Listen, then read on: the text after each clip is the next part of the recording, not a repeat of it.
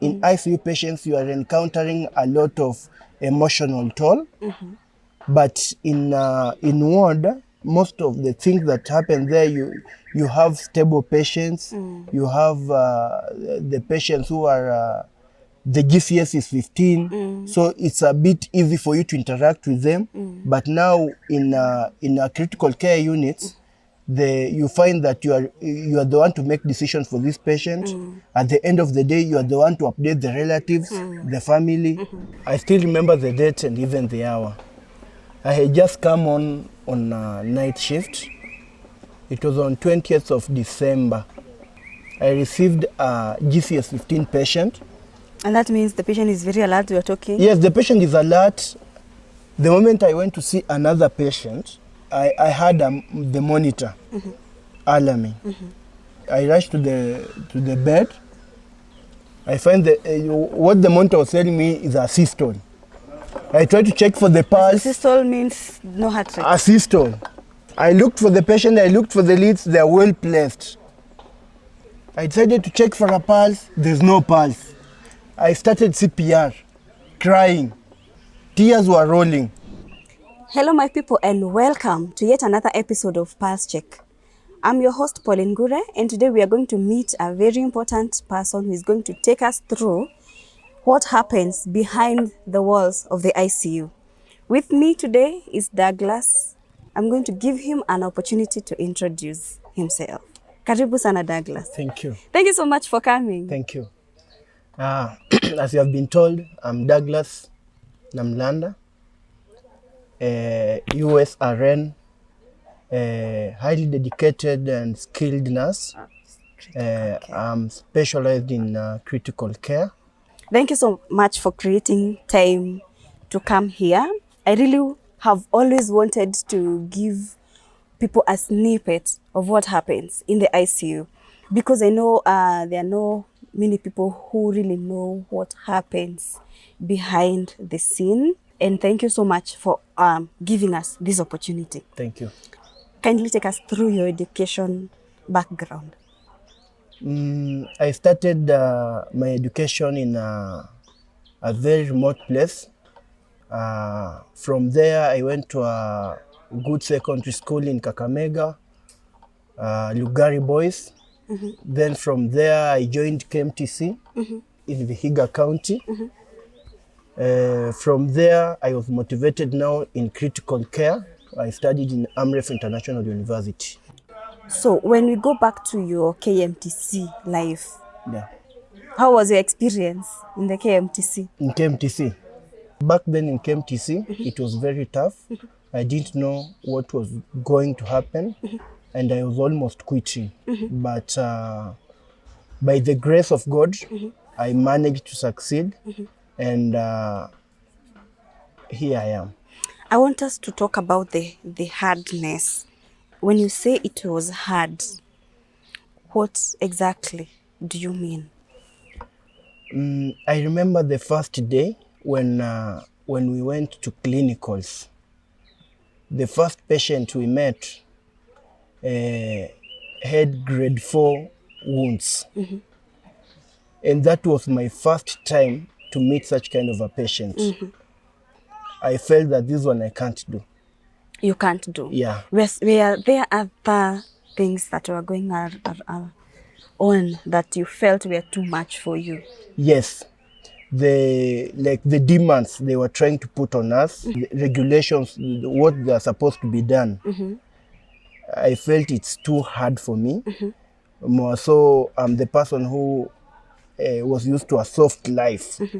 Do you feel that people needs, especially the young who are coming from the high school, transitioning to college, need some form of preparation in terms of what they expect in such an environment? True, because I remember when we were in high school, we were being told that now when you go to college, there will be no teacher to follow you up. There will be no things to do like assignments and everything. So when you are coming from there, you feel like where you are heading to now, you'll just be enjoying life. What kind of support do you think these people need in terms of transition, so that we don't get a lot of people quitting and maybe getting depressed to the point where we have had people who are commit suicide because of such pressures. True. I think when you're coming from high school, it's a time they now start telling the reality. They tell the student where you are going, it will be more tougher than where you're coming from. There you'll have no teacher to follow you up, but there's some things you'll have to do, and it's a mandatory. So when you're coming from there being prepared, it makes your life a bit easy because you know what you're expecting at the end of the day.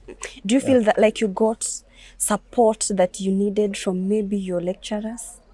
I got support. I had a lecturer who really loved me and wanted me to go far. Always advised me, called me, advised me what to do, and I really appreciate her. Yeah. Sure. In terms of meeting requirements for graduation, how did it go for you? That was a disaster. Because we had there was a checklist that you have to do this and this and this before you do your graduation.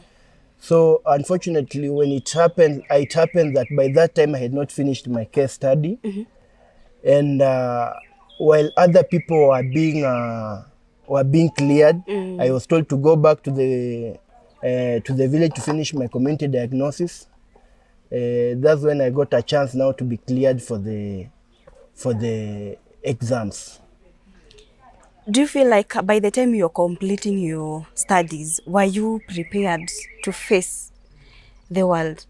Yes, by the time I was finishing up, the time I was graduating, because now from what I had passed through in college, it had opened the door for me. I had gained enough experience because we were able to move from one facility to another. We were able to move to see what was happening back in small hospitals, moving up to the level 6 hospitals. So we really knew what is going to happen, and we were prepared.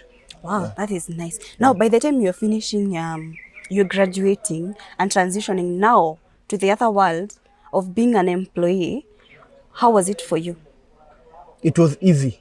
I don't know if I was among the luckiest people in the world, because even before I graduated, I had already gotten a job at a very peripheral facility. And from there, by the time I was graduating, I had already gotten at least a bigger job. They were paying well. And I worked for around 4 to 5 years. Then I joined, I advanced my studies. So the transition was a bit easy for me and favorable. Yeah. That is very interesting because right now we have had people posting on social media that they are nurses who have been unemployed for quite the longest. What do you think about that? It's true. I have even a lot of friends. We finished college together, but until now they are still struggling to get a good job. So it's something that maybe the Ministry of Health should work on it, should look on it, because a lot of people are suffering outside there. They are unemployed and they are unemployed and they have families. So it's a disaster outside there. And while you are working, do you think you had enough staffs, or were you understaffed, or you're just okay? When you go to each hospital, you will find that nurses are always understaffed. When you look at what NCK recommends, it recommends that maybe 1 nurse to 8 patients, for example, in the ward. And in critical care units, you'll find 1 nurse to 2 patients. But you find, like, when you go to the wards, you find that like a nurse is handling like a half of the ward, which has more than 20 beds. So in nursing, it's always a disaster. Now, let us talk about now transitioning now from the basic nursing to your ICU. Why critical care? Okay, I remember there was a time my grandfather was sick and required critical care monitoring. So it was a bit a challenge because I felt like we were being denied some services. So that thing motivated me to decide to pursue critical care so that whatever was not done to my grandfather, I could do it to someone else. Yeah. And now I want you to give us a brief comparison between the training that you got in KMTC and the training that you got during critical care training in terms of modalities in which delivery was done. There is a lot of difference when it comes to studies and how we were treated. For example, you find that in KMTC we were treated as young adults, but in university they treat you as an adult. You have to make your own decisions. They leave you to make your own decisions and to do whatever you want. But at the end of the day, you will be answerable in exams. Yeah.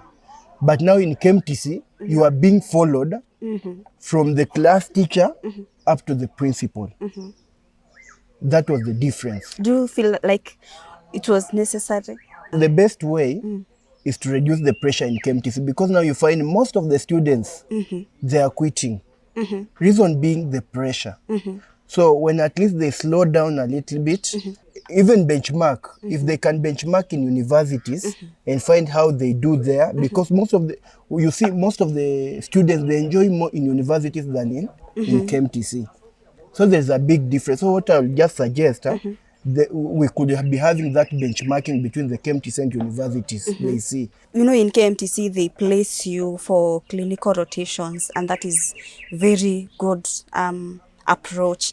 And while you come here to the university, maybe you can tell us, was your school able to place you in a facility, or were you the one who was supposed to look for a facility?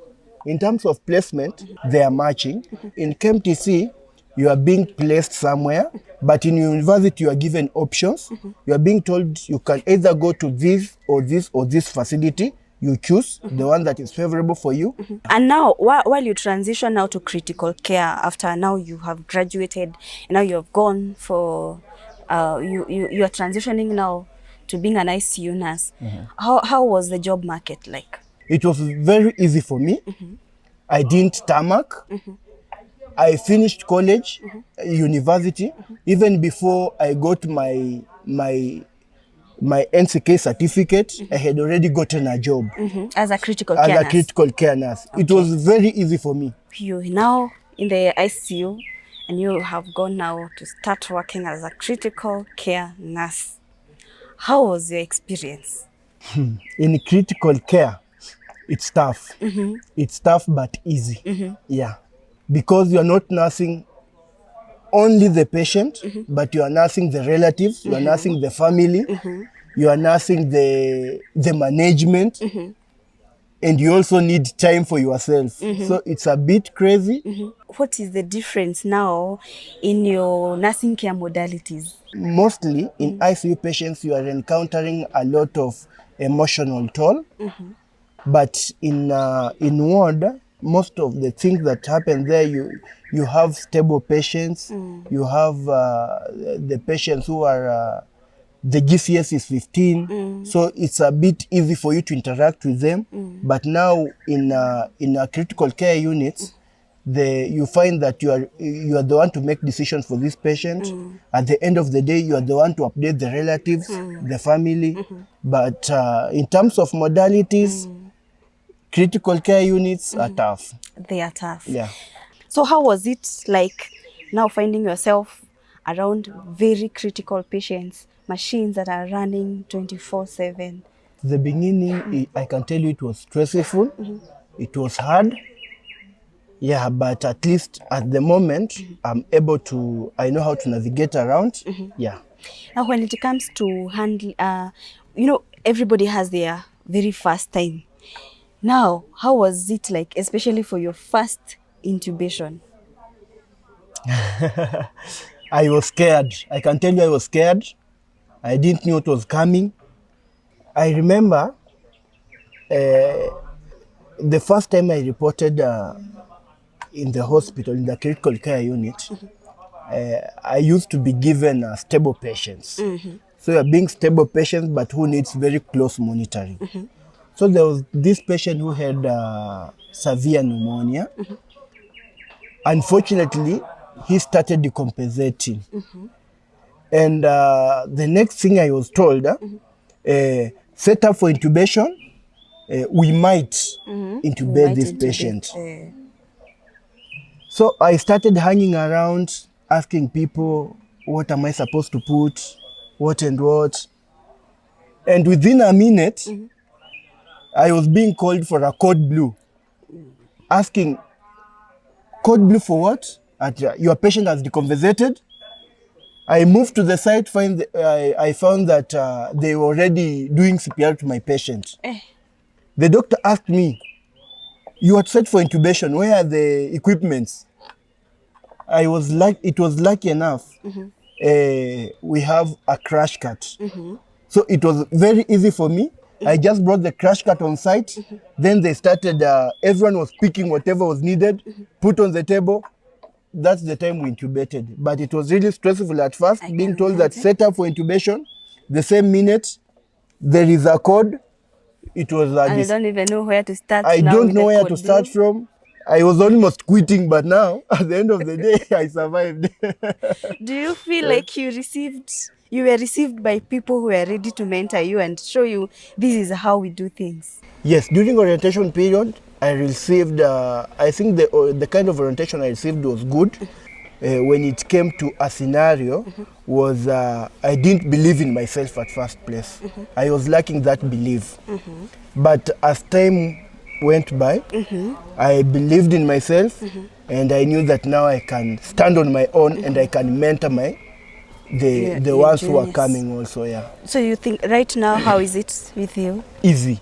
Very easy. I enjoy. You can actually intubate. I enjoy. It's easy job for me. I enjoy. Is it a policy that you are the one who is going to intubate, or you have to wait for the doctor? In a critical care unit, for example, I don't know the policy in other hospitals, but in our hospitals, the doctors are always present, and the ratio of a nurse to patient, they are 1 to 2, sometimes 1 to 1, depending on the state of the patient. So it's a bit easy, and being with the doctor on the ground, it's a bit easy to make a decision for the patient, and it's really easy for me. What was your worst case? I remember there was this patient. The patient was stable.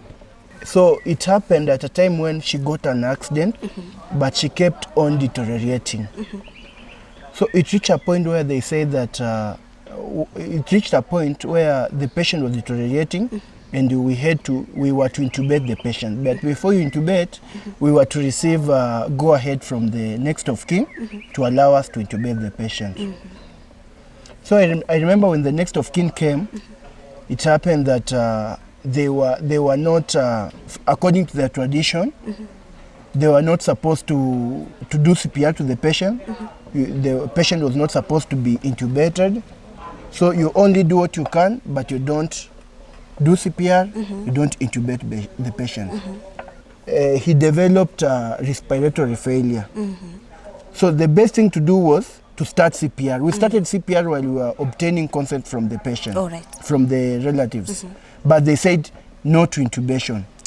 Imagine that scenario, seeing a patient have the last breath, having the last breath, struggling for air, and there is something you can do but you can't do because of the legal documents. You have to respect the autonomy of the patient.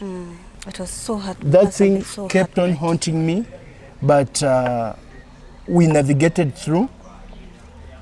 At the end of any traumatic scenario, we normally have a debriefing session where we all come together with relatives and family members, and and the hospital staffs. We discuss what we could have done better, what we could have, what the expectation we could have had, yeah, and anything that we need to improve on it. Yeah.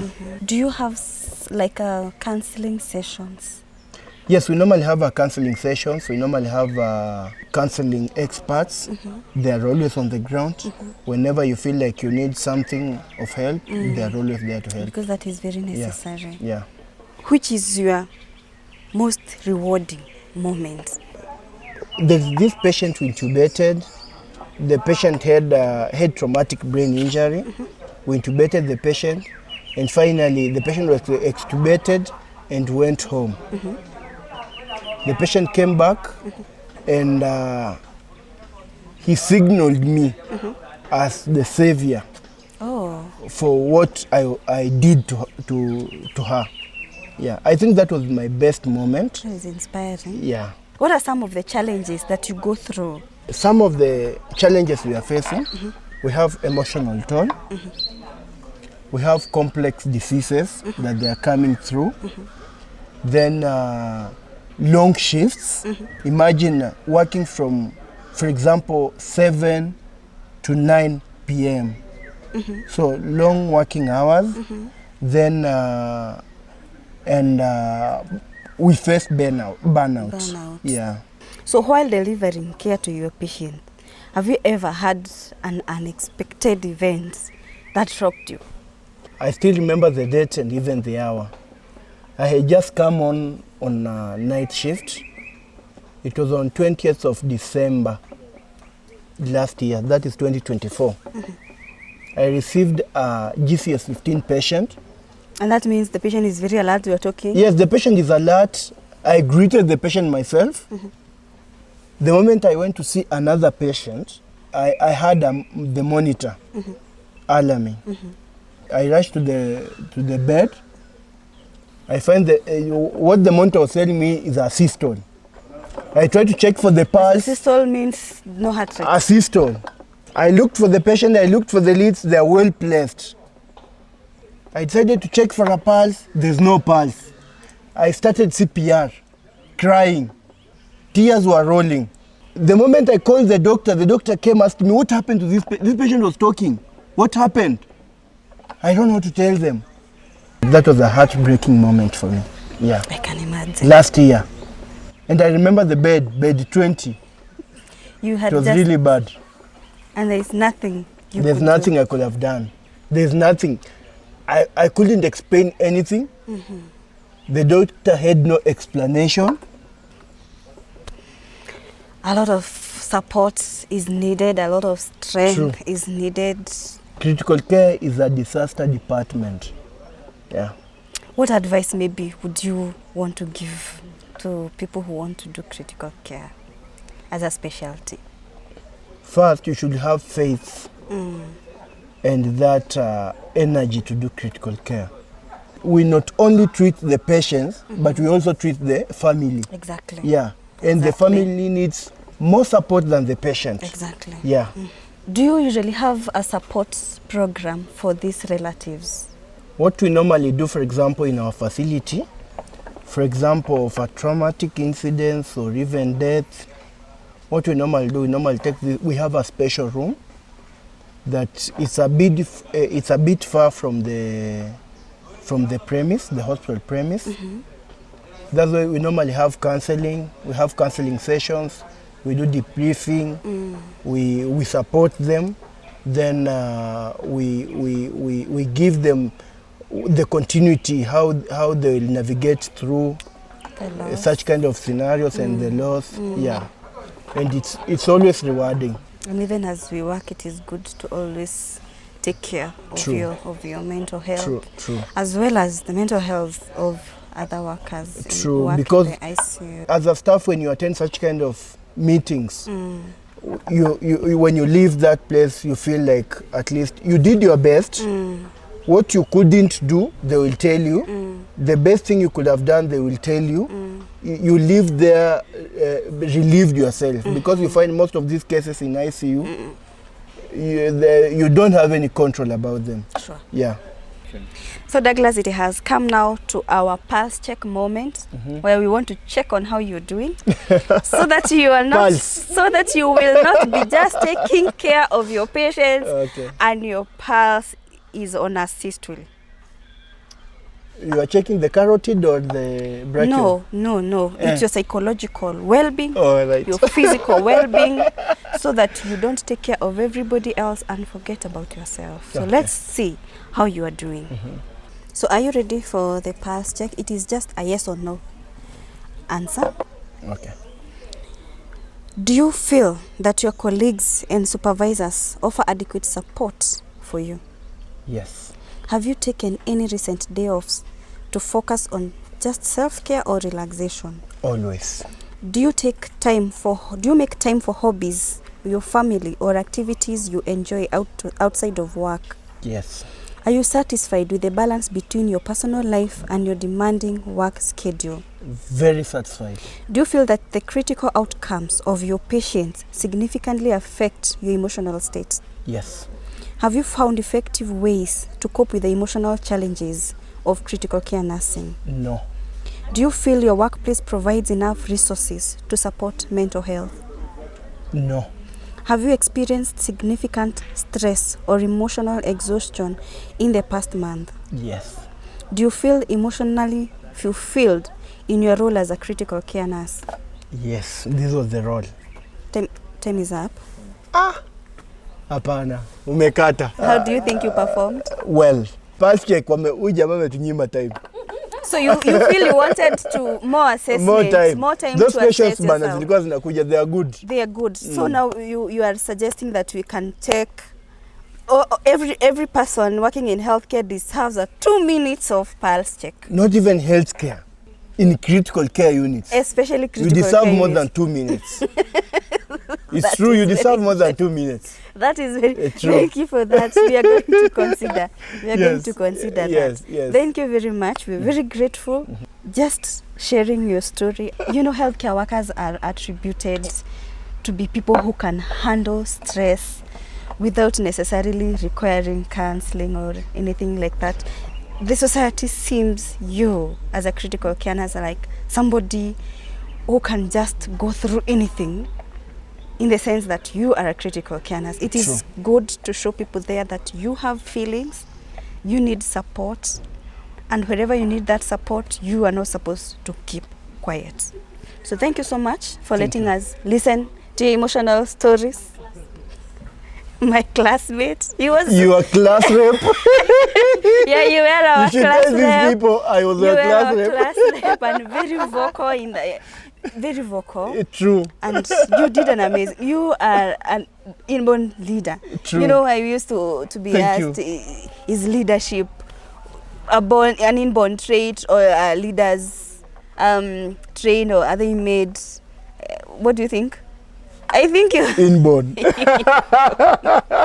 That is very, very interesting. Thank you so much. I really appreciate for sharing your stories. Thank you so much. Thank you. We still have many more. Where can we find you? Are you on social media? I'm not in a social media. I'm not a social media person. You have my number.